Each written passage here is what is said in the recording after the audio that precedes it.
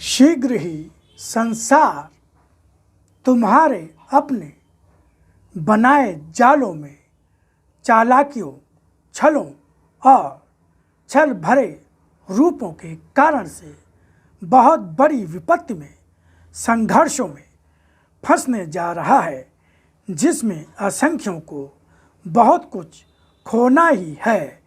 कोई स्वयं को खो देगा, कोई अपनों को खो देगा, कोई परिवार और संबंध खो देगा, कोई खो देगा अपना सारा ऐश्वर्य और वैभव।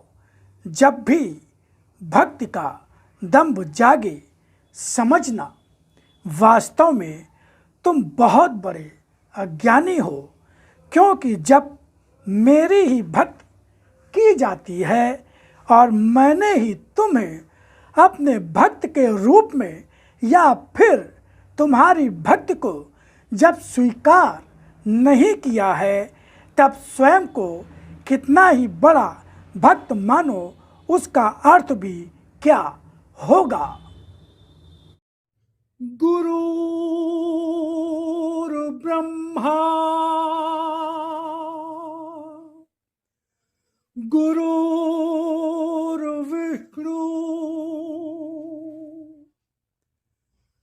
गुरुर्देवो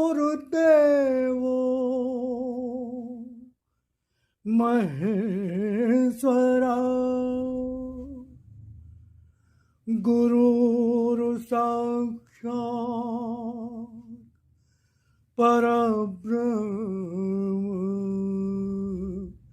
तस्मै श्री गुरुवे नमः।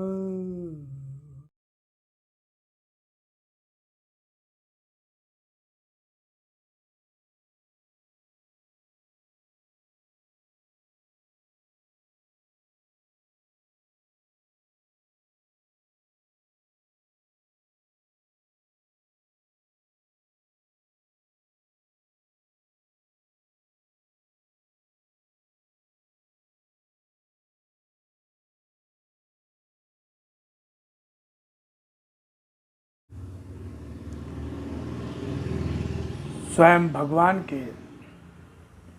की वाणी और अपने लिप रूप दर्शन के संबंध में क्या कहा, पहले उसको सुने, फिर आगे भगवान की वाणी को और सुने। वाणी को समझो, उसके एक एक अक्षर में अर्थ भरा है। कोई भी शब्द, कोई भी अक्षर मात्र भाषा का खेल नहीं, यह शक्ति है। वाणी है मेरी, जिसका रूप साधारण नहीं, जिसकी प्रामाणिकता को तलाशने अन्य कहीं नहीं जाना होगा, फिर भी उसके अक्षरों में मेरी वाणी का विश्वास लेकर, उसके रूप में मेरी शक्ति के दर्शन का विश्वास लेकर ही डूब जाना होगा। तभी पहचान सकोगे मेरी, तभी पहचान पा सकोगे मेरी, तभी पहचान पा सकोगे मेरी। इसी तरह आज भी तुम्हारा आराध्य भगवान ने, जिस तरह से भगवान श्री राम, भगवान श्री कृष्ण आए और उन्होंने असत्य धर्म का नाश किया। जब प्रभु श्री राम आए तो रावण मारा गया, जब भगवान श्री कृष्ण आए तो कंस और उसके सारे संगी साथी मारे गए। इसी प्रकार भगवान कह रहे हैं, इसी तरह आज भी तुम्हारा आराध्य फिर आया है तुम्हारे सामने। इसका रूप आज है वही जो पहले भी और सदा से ही पिता के रूप में, भगवान के रूप में कहते और पुकारते रहे हो अपने कष्ट भरे क्षणों में। और इस रूप में भी दर्शन जो मेरा है, उसका प्रयोजन भी वही है। लिप रूप में मेरी शक्ति का यह दर्शन किस तरह सारे युग का असत्य और धर्म समेटकर सत्य और धर्म का प्रतिष्ठापन करता, स्वयं ही देखना। तो ये भगवान ने अपने जिस रूप में वाणी आई, उसको भगवान ने अपना लिप रूप दर्शन कहा और फिर उसी का हिंदी अनुवाद उसको भगवान ने अपना भगवान की वाणी कहा गया, जो भगवान ने उसको अपना शतरूप दर्शन कहा।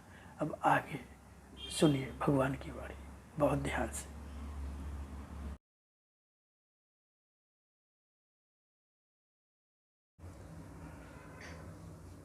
ओम शिवाय, जय राम जी। भगवान की वाणी का पाठ आदेश है ईश्वर का, भाग 6 अध्याय 44 भक्ति करो तो ऐसी भक्ति करो जो संपूर्ण सत्य रूप में हो और भक्ति भी सत्य की हो।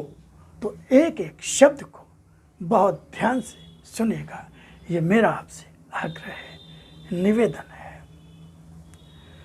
शीघ्र ही संसार तुम्हारे अपने बनाए जालों में चालाकियों, छलों और छल भरे रूपों के कारण से बहुत बड़ी विपत्ति में, संघर्षों में फंसने जा रहा है, जिसमें असंख्यों को बहुत कुछ खोना ही है।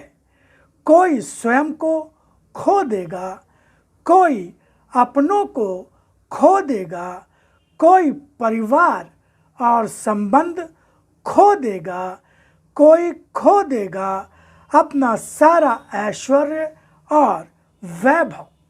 जिन स्थितियों में, जिन कारणों से बहुत बड़ा अहंकार विकसित किया था और उस अहंकार के मद में खोकर कितनों के जीवन को कितनी शक्तियों से, कितने अपनों से, कितनों के आधारों से, कितनों के आधारों से उन्हें शून्य किया था तुमने, और सोचा तक नहीं होगा कि तुम किस जीवन पर किस तरह की विपत्ति परिणाम रूप में बने हो।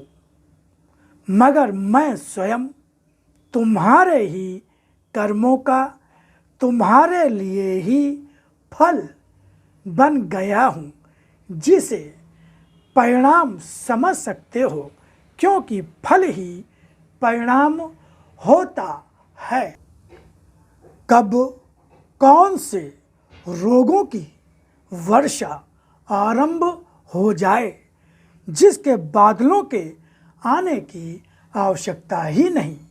रोग तो बिना बादल की बरसात बनकर ही जीवन पर आएंगे। मगर यह सब सुनकर भयभीत तुम क्यों हो? वे तुम्हारे कर्म का परिणाम तो नहीं होंगे, क्योंकि तुम्हारे अनुसार तो तुम संसार में बहुत बड़े भक्त भी माने जाते हो, बड़े बड़े मंदिरों का निर्माण कराने वाले, बड़ी बड़ी दान दक्षिणाओं के देने वाले भी कहे जाते हो। मगर जो छिपाकर करते हो वह सब अन्य कोई कहाँ देखता है। जिनके साथ अपने दुष्कर्मों में अथवा दुष्कर्मों के द्वारा प्राप्त सुख में साझा किया है, वह तो तुम्हारे अपने भीतरी जीवन का छिपा पाप है। वह सभी कहा जानते हैं, मगर हर कुछ देखना मेरी उस न्याय दृष्टि में जो सभी कुछ देखती है और तुम्हारी बुद्धि पर मुस्कुराते हुए तुम्हारे हाथों में तुम्हारे जीवन का परिणाम रख देती है, वह मैं ही तो हूँ। वे क्षण होंगे तुम्हारे मिलन के, वे क्षण होंगे जीवन को कुछ देने और लेने के, क्योंकि मैं दूंगा दंड और तुम्हें मिलेगा परिणाम। वह कैसा भी हो, क्योंकि दुख भी नहीं कहूँगा, सुख भी नहीं कहूँगा, क्योंकि दुख सुख की परिभाषा और कारण तो मैं हूँ, मगर मैं न दुखी हूँ न सुखी, और ये दुख और सुख के शब्द भी मेरे ज्ञान की भाषा में तो कहीं कोई भी अर्थ नहीं रखते हैं। भक्ति भावना का न होना और भक्ति का दंभ होना अथवा स्वयं को बहुत श्रेष्ठ समझना मनुष्य को अपने स्तर से बहुत नीचे ले जाकर पटक देते हैं। जब भी भक्ति का दंभ जागे, समझना वास्तव में तुम बहुत बड़े अज्ञानी हो, क्योंकि जब मेरी ही भक्ति की जाती है और मैंने ही तुम्हें अपने भक्त के रूप में या फिर तुम्हारी भक्ति को जब स्वीकार नहीं किया है, तब स्वयं को कितना ही बड़ा भक्त मानो, उसका अर्थ भी क्या होगा। भक्ति रावण ने भी की। भक्ति का दंभ आ गया जब उसे वरदान रूप में कुछ प्राप्त हो गया। भक्ति अन्य तमामों राक्षसों ने भी की, मगर भौतिक उपलब्धियों के लिए ही की है। आज तुम अनेकों ने भी जो अभी तक भौतिक उपलब्धियों के लिए भक्ति करते रहे, भक्त के नाम पर वाणी के अखंड पाठ करते रहे, मगर वह भक्ति तो नहीं ही थी, या तो केवल एक सौदा था, एक सौदा किया था, या तो केवल एक सौदा किया था तुमने मुझसे ही कि तुम मेरी वाणी का पाठ करोगे और तुम मुझे मेरी भागवत शक्ति के रूप में तब पहचानोगे जब वाणी के पाठों के द्वारा लाभ पाओगे, और तुम्हारा कल्याण मैंने किया भी, तुम्हें वह सभी कुछ देकर जो तुम्हें आवश्यक था। फिर उस सब कुछ को पाकर तुम तो स्वयं को बहुत बड़ा भक्त भी मान बैठे। तुम्हारा यह रूप भक्त का नहीं, एक अच्छे सौदागर का है। सौदागर तो सौदागिरी करता है, उसकी सौदागिरी कभी भक्ति नहीं होती।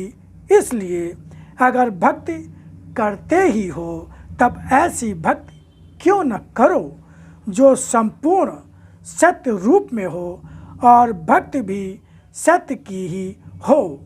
सत्य का भक्त जब सत्य की भक्ति सत्य रूप में ही करता है, उसका जीवन बार बार की जन्म मरण की स्थितियों से मुक्त हो जाता है। तो ये आपने अभी सुना, आदेश है ईश्वर का। भाग 6 अध्याय 44। भक्ति करो तो ऐसी भक्ति करो जो संपूर्ण सत्य रूप में हो और भक्ति भी सत्य की हो। अभी ये आधा अंश है। आधा अंश इसलिए आपको पढ़ के सुनाया क्योंकि अभी मुझे लगता है कि आप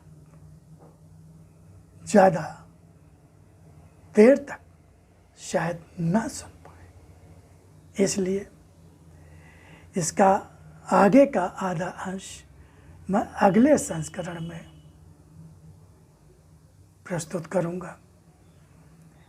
तब तक आप इसको बहुत ध्यान से बार बार सुनेंगे, क्योंकि ये भगवान की वाणी है, कोई साधारण असाधारण ज्ञान है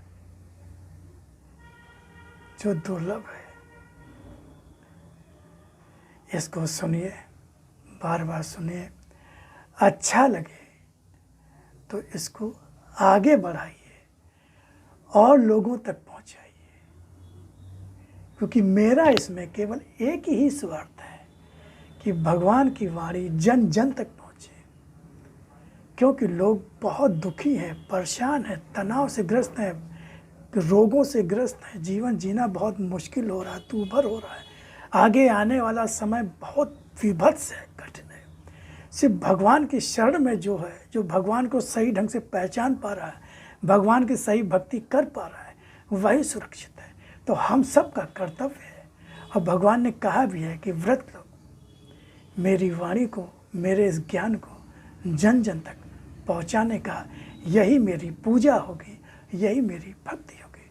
तो इसको आप आगे बढ़ाएं, आगे तक ले जाएं। ओम ओम ओम शिव।